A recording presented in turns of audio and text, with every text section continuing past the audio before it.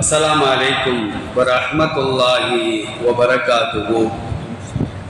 अल्हम्दुलिल्लाह वस्सलातु वस्सलामु अला रसूलिल्लाहि अम्मा बाद। கண்ணியத்திற்குரிய எல்லாம் அல்ல அல்லாஹுவின் நல்லடியார்களே, நபிகள் நாயகம் ஸல்லல்லாஹு அலைஹி வஸல்லம் அவர்கள் ஒரு நாள் கழிப்பிடத்திற்கு செல்கிறார்கள். திரும்பி வந்து பார்த்தால் அவர்கள் உழு செய்வதற்காக யாரோ ஒருவர் ஒரு பாத்திரம் நிரம்ப தண்ணீரை வைத்திருக்கிறார். நபிகள் நாயகம் ஸல்லல்லாஹு அலைஹி வஸல்லம் அவர்கள் கேட்டார்கள், மன் வலஅஹாதா, இந்த ஒழு செய்வதற்கு தேவையான தண்ணீரை எடுத்து வைத்தது யார் என்று கேட்கின்ற பொழுது இப்னு அப்பாஸ் ரலியல்லாஹு அன்ஹுமா சொல்கிறார்கள், அல்லாஹ்வின் திருத்தூதரே, நான் தான் அந்த தண்ணீரை எடுத்து வைத்தேன் என்று சொல்கிறார்கள். உடனடியாக நபிகள் நாயகம் ஸல்லல்லாஹு அலைஹி வஸல்லம் அவர்கள் இப்னு அப்பாஸ் ரலியல்லாஹு அன்ஹுமா அவர்களுக்காக அற்புதமான ஒரு பிரார்த்தனை ஒன்றை செய்தார்கள். அல்லாஹும்ம ஃபக்கீஹுஹு ஃபித்தீன், இறைவா, இவரை மார்க்கத்தில் விளக்கம் உடையவராக நீ ஆக்கி வைத்து விடு என்று நபிகள் நாயகம் ஸல்லல்லாஹு அலைஹி வஸல்லம் அவர்கள் துஆ செய்ததாக புகாரியிலே 143வது செய்தியாக பதிவு செய்யப்படுகிறது. இப்னு அப்பாஸ் ரலியல்லாஹு அன்ஹுமா அவர்கள் செய்த காரியம் சிறிய காரியம்தான். நபி ஸல்லல்லாஹு அலைஹி வஸல்லம் ஒழு செய்வதற்காக ஒரு பாத்திரத்திலே தண்ணீரை எடுத்து வைக்கின்றார், அவ்வளவுதான். ஆனால் அதற்கு நன்றி சொல்வதற்காக நபி அவர்கள் செய்த பிரார்த்தனை என்ன? அல்லாஹும்ம ஃபக்கீஹுஹு ஃபித்தீன், இவரை மார்க்கத்திலே தலை சிறந்தவராக ஒரு அறிவாளியாக நீ ஆக்கி வைத்து விடு என்று நபி ஸல்லல்லாஹு அலைஹி வஸல்லம் அவர்கள் பிரார்த்தனை செய்கிறார்கள். அல்லாஹ் இந்த துஆவை ஏற்றுக்கொள்கிறார்.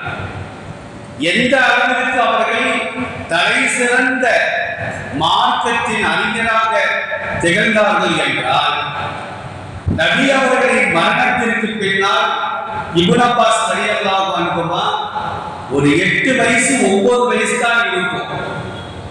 மஸ்ஜித் நபவியில உட்கார்ந்து பாடம் நடத்துவார்கள், குர்ஆனுக்கு விளக்கம் கொடுப்பார்கள், ஹதீஸிற்கு விளக்கம் கொடுப்பார்கள். அந்த சபையில யார் இருப்பா? ஜனாதிபதி அபூபக்கர் சித்தீக் ரலியல்லாஹு அன்ஹு, உமர் ரலியல்லாஹு அன்ஹு, உஸ்மான் ரலியல்லாஹு அன்ஹு, ஆயிஷா ரலியல்லாஹு அன்ஹா, எல்லா சஹாபாக்களும் அமர்ந்து அந்த சிறுவர் இப்னு அப்பாஸ் ரலியல்லாஹு அன்ஹுமா நடத்தக்கூடிய பாடத்தை அவர்கள் செவிமடுப்பார்கள்.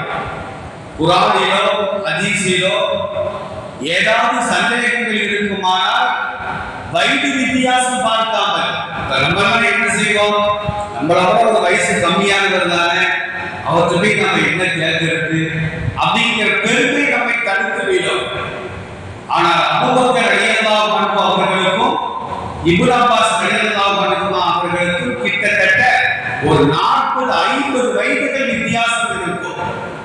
அந்த அபூபக்கர் ரலியல்லாஹு அன்ஹு வயது வித்தியாசம் பார்க்காமல் தனக்கு ஏற்படுகின்ற சந்தேகங்களை எல்லாம் இப்னு அப்பாஸ் ரலியல்லாஹு அன்ஹுமா போய் என்ன செய்வாங்கன்னா கேட்டு தெரிந்து கொள்வார்கள். ஜனாதிபதி உமர் ரலியல்லாஹு ஆட்சி காலத்திலே தன்னுடைய ஆட்சி பீடத்தில் இந்த சிறுவர் இப்னு அப்பாஸ் ரலியல்லாஹு அன்ஹுமா அவர்களை தான் அமர வைத்திருப்பார்கள். இது மற்ற சஹாபாக்களுக்கு எல்லாம் பொறாமையாக இருக்கிறது. நமக்கும் மகன்கள் இருக்கிறாங்க, இப்னு அப்பாஸுடைய வயது ஒத்த மகன்கள் இருக்கிறாங்க, அவங்களெல்லாம் கூப்பிட்டு பக்கத்துல உட்கார வைக்காம இந்த இப்னு அப்பாஸ் மட்டும் கூப்பிட்டு உட்கார வச்சுக்கிறாங்க அப்படிங்கிற ஒரு பொறாமை ஏற்படுகிறது. இதை அறிந்து கொண்ட உமர் ரலியல்லாஹு அன்ஹு ஒரு நாள் என்ன செய்றாங்கன்னா, இதா ஜாஅ நஸ்ருல்லாஹி வல் ஃபத்ஹ் அப்படிங்கிற அத்தியாயத்தை ஓதி காட்டி இதில் அல்லாஹ் என்ன கூறுகிறார் நீங்கள் கூறுங்கள் என்று சபையில் உள்ள சஹாபாக்களை நோக்கி கேட்கிறார்கள். தஸ்பீஹ் செய்யணும், பாவ மன்னிப்பு தேடணும். அதெல்லாம் சரிதான். கடைசியில் இப்னு அப்பாஸ் ரலியல்லாஹு அன்ஹு அவர்களை எழுப்பி இதுக்கு நீங்க என்ன விளக்கம் கொடுக்குறீங்க அப்படின்னு கேட்கும் பொழுது இப்னு அப்பாஸ் ரலியல்லாஹு அன்ஹு சொல்றாங்க, இந்த அத்தியாயத்தின் மூலமாக நபி அவர்களின் கடைசி காலம் நெருங்கிவிட்டது என்பதை நான் அறிகின்றேன். அல்லாஹ்வுடைய உதவி, அல்லாஹ்வுடைய வெற்றி, இந்த இரண்டிற்காகத்தான் பெருமானார் அனுப்பப்பட்டார்கள். அந்த ரெண்டும் கிடைத்து விட்டது.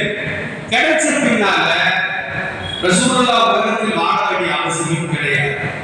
எனவே ரசூலுல்லாஹ்வுடைய மரணம் ஏற்பட போகிறது என்பதை நான் அறிந்து கொண்டேன் என்று சொன்னவுடன் உமர் ரலியல்லாஹு அன்ஹு சொல்றாங்க, ஜனாதிபதி உமர் சொல்லுகிறார், நான் இதே கருத்தை தான் நினைத்தேன்.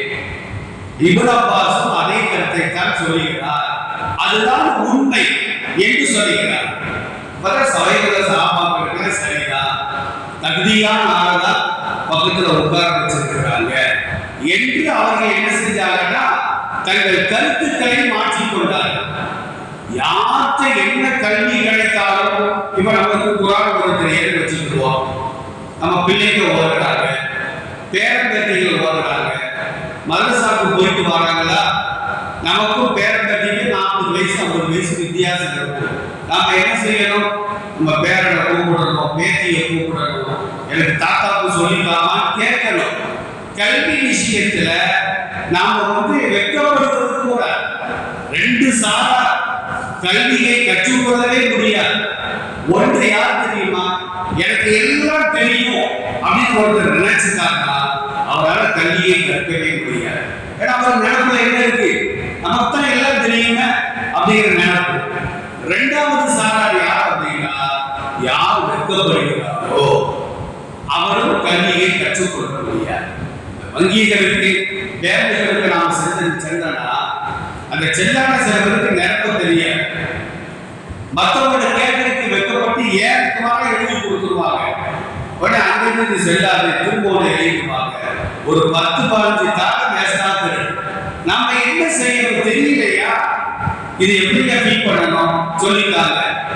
ஒரே வார்த்தையில் முடிந்துவிடும். இப்ப இறந்தவர்களை அடக்கம் செய்கின்றோம், அதை நாம் எப்படி கற்றுக்கொண்டோம், காகத்தின் மூலமாக கற்றுக்கொண்டோம். ஒரு செருப்பு தைக்கிற தொழிலாளி அவர் பக்கத்துல நம்ம நிக்கிறோம் அப்படின்னா அவர் எப்படி செருப்பை சரி செய்யறாரு, எப்படி தைக்கிறார் என்பதை நாம் கற்றுக்கொள்ள வேண்டும். ஒவ்வொன்றின் மூலமாக கல்வி நமக்கு கிடைக்குமா எந்த அளவுக்கு அப்படின்னா, ஒரு பழமொழி சொல்லுவாங்க, சிங்கத்தின் பிறவியிலே ஒரு கல்வி இருந்தாலும் உயிரை பணையம் வைத்து நீ அதை கற்றுக்கொள்ள வேண்டும் என்பதாக அறிஞர்கள் சொல்வார்கள். அதில் யார்கிட்ட என்ன கல்வி இருந்தாலும் நாம் அதை கற்றுக்கொள்வதற்கு முன்வர வேண்டும்.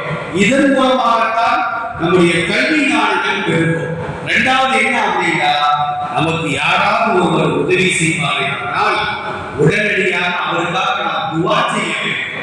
ரசூலுல்லாஹ் ஒளிச்சையில தண்ணி எடுத்து வச்சதுனால அவருக்காக இவரை மார்க்கத்தில் அறிஞராக ஆக்கிவிடும் என்று துஆ செய்வதை போன்று யா அல்லாஹ் இவருக்கு கல்வி ஞானத்தை கொடு. ஒரு சகோதர சமுதாயத்தை சார்ந்தவர் நமக்கு உதவி செய்கிறாரா, யா அல்லாஹ் அவருக்கு ஹிதாயத்தை கொடு. ஹிதாயத்திற்காக நாம் துஆ செய்ய வேண்டும். நாம செய்கிற துஆ அல்லாஹ் தன்னை ஏற்றுக்கொள்வாரேயானால் நம் மூலமாக ஒருவர் ஹிதாயத்தை பெறுகிறார் என்பதை இஸ்லாம் நமக்கு தெளிவாக சொல்கிறது. எல்லாம் அல்லாஹ் ஜல்ல ஷானஹு தஆலா இவ்வாறு உதவி செய்பவர்களுக்கு பிரார்த்தனை செய்யக்கூடிய நன்மக்களாக நம் அனைவரையும் அல்லாஹ் ஆக்கி அருள் புரிவானாக. வஆகிரு தஅவானா அனில் ஹம்துலில்லாஹி ரப்பில் ஆலமீன். அஸ்ஸலாமு அலைக்கும் வரஹ்மத்துல்லாஹ்.